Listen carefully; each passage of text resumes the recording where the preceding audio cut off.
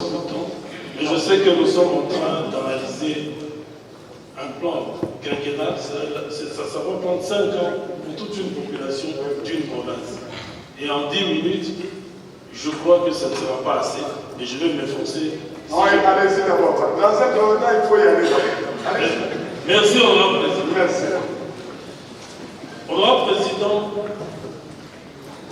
honorable membre du bureau, distingués collègues, c'est vraiment un honneur pour notre regroupement de participer à cet exercice qui rentre dans l'obligation constitutionnelle, notamment sur pied de l'article 198 de la Constitution de notre pays.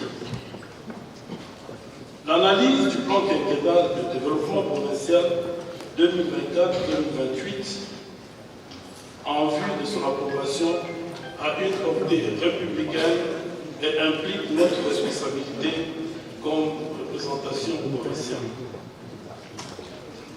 Permettez-nous de saluer et encourager Madame la Gouverneure et son équipe pour ce travail de titan qu'ils ont abattu.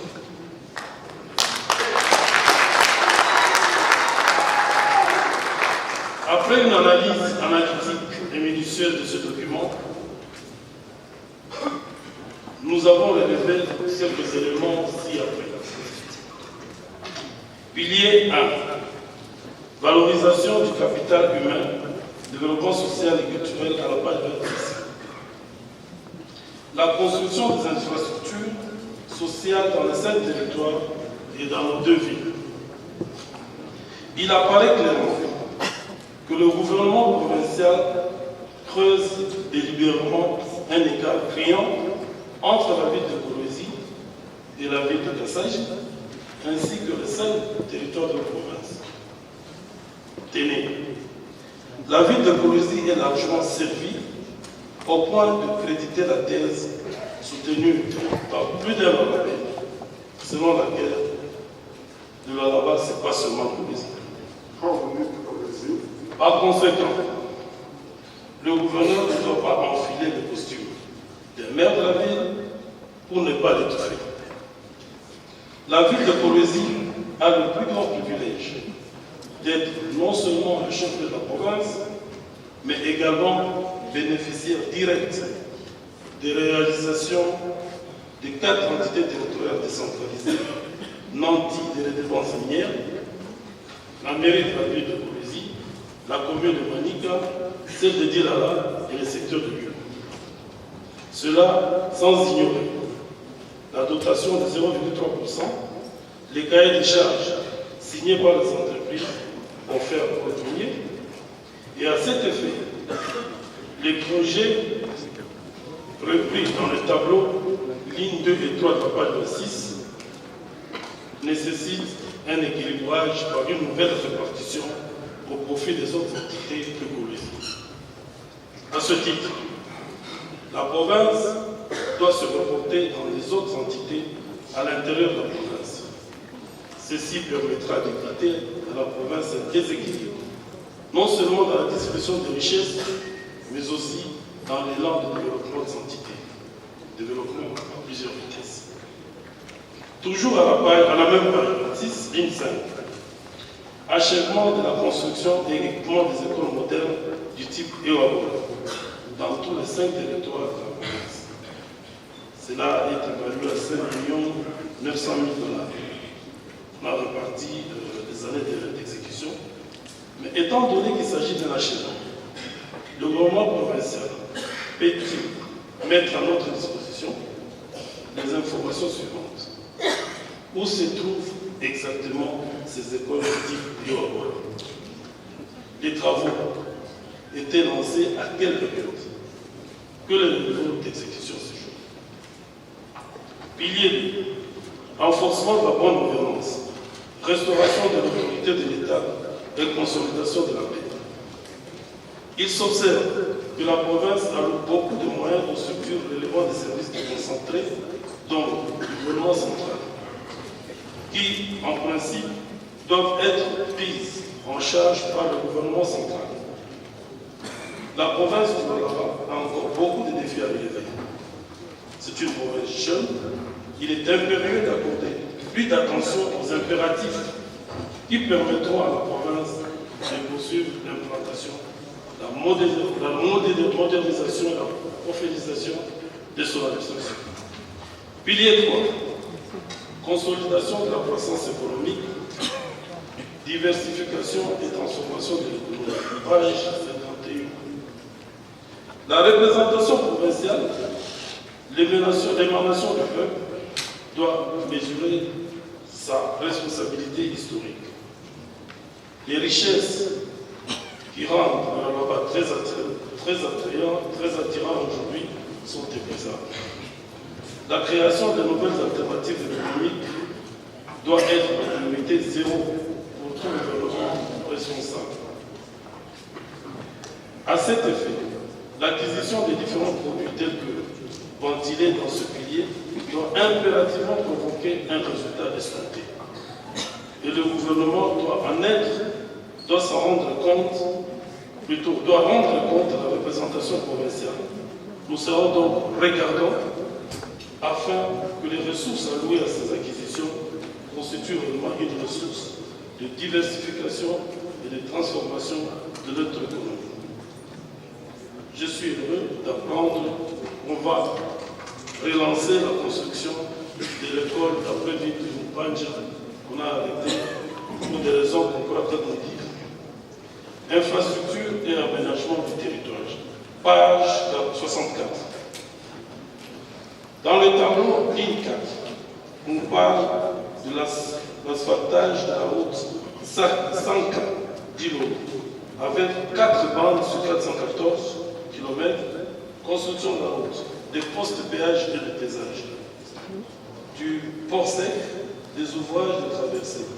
Projet évalué à 773 millions, dont 83 millions 666 pour l'exercice 2024. Voici quelques observations à ce sujet. S'agissant de la dénomination du projet, il s'agit en fait de construire une nouvelle route et l'asphaltage bien fait. À cet effet, le projet doit être la construction de la route Sakadja. En soi, il s'agit de la route Kolwezi-Dilo. Mais nous ne voyons pas la face. Quelle est l'opportunité pour notre province de construire une nouvelle route en parallèle de la RN39 Kolwezi-Dilo, sachant que la conséquence directe est la suppression de la RN39. La province a-t-elle compétence de déclasser une route nationale pour la remplacer par une provinciale? Le budget de l'exercice 2024 étant voté et donc en cours d'exécution, vérification faite, ce projet n'est pas réglé dans le budget 2024. C'est une violation intentionnelle des principes consacrés par la loi relative aux finances publiques. Et ainsi, qui a autorisé ce projet qui va coûter à la province près d'1 milliard de dollars américains et susceptible de provoquer un conflit avec le pouvoir central. Quelles sont les modalités d'attribution de ce gigantesque projet? En tout cas, aucun appel d'offres lancé. Curieusement, 83 066 sont déjà en cours de consommation à l'insu de la plénière souveraine que nous représentons. Pour rappel, la province avait déjà entamé des pourparlers avec le gouvernement central en vue de la réhabilitation de la RN39. Compétences concurrentes entre le gouvernement central et provincial pour un dire. Et près de 85 km ont été asphaltés. Que dire des millions de Français sur la RN39 pour son maintien? Pourquoi le gouvernement provincial prend-il le risque de choisir la construction d'une nouvelle route de surcroît en parallèle à coût salé, alors que l'asphaltage de la RN39 Kolwezi-Dilo coûterait 700 millions de dollars? À la page 67, dans le tableau ligne 2, achèvement de la construction et asphaltage de 23 km de la route Ouansela, pour 17 910 514 $, exercice 2024. Curieux, cette route est couverte par un contrat de travaux numéro GOUV bar PLBA 008 bar 2021 du 28 avril 2021, dont le montant du contrat était de 18 455 638. Honorable, il vous reste 2 minutes. Et alors? Non, il faut louer, je vous dis, il vous reste 2 minutes. En 2 minutes, c'est déjà le contrat. Continuez d'abord. Consommez les 2 minutes. C'est 5 ans pour nos frères qui nous attendent. Comme je disais, on avait déjà signé un contrat pour un montant de 18 millions avec une société qui s'appelle Société Investco. Cela en monte de préfinancement dont le taux de remboursement est de 10%. Ensuite, un accord de financement ainsi qu'un contrat de nantissement ont été signés. Au terme de ce dernier contrat, la province s'engagerait à payer échéance mensuelle 630 000 sur 30 mois ou plus. Le remboursement par la province devait débuter dès le mois suivant la signature. Donc, dès mai 2021. En plus, un accord de remboursement du financement d'un montant de 4 200 000 était versé. J'étais encore aux affaires. De ce qui précède, tout calcul fait, 2021 à octobre 2023, soit 30 mois prévus par le gouvernement de la dette. Comment le gouvernement provincial peut-il aligner ce projet dans le plan d'investissement prioritaire avec le montant de 17 millions pour cet exercice? C'est un double financement d'une finance déjà assurée. Nous attendons les explications du gouvernement. À la même page, tableau ligne 3, on parle du renforcement de la structure des chaussées sur 10 km de la route française, puisque c'est un tronçon fréquenté par le poids lourd. 15 400 000. Une route construite entre mi-2021 à octobre 2023. Mois et années d'appurement du remboursement va encore consommer plus de 15 millions en 2025. Est-ce que cela est rationnel? Il s'agit de l'argent du contribuable à la baie et son utilisation doit répondre aux attentes de l'OALAB. Toujours à la page 67-68, même tableau. Le gouvernement provincial peut-il dire ce que sont devenus les contrats signés avec la société Sinomi sur ces artères? Rappelons que c'est cette société qui était chargée de construire la plus belle autoroute de la RDC, de l'OALAB à Mwangeji. Pour finir avec le pilier 4, à la page 80, dans les tableaux ligne 4, construction d'un échangeur moderne au niveau du rond-point Mwangeji. 100 millions $. Il se pose une double contrainte. La rationalisation des recettes et l'opportunité des projets. N'oublions pas que notre échangeur, qui a coûté des millions à la province, n'est pas encore inauguré. Le gouvernement doit être sur les vraies urgences. Honorable Président, honorable député, je vous épargne de quelques autres points. Je passe carrément aux mines.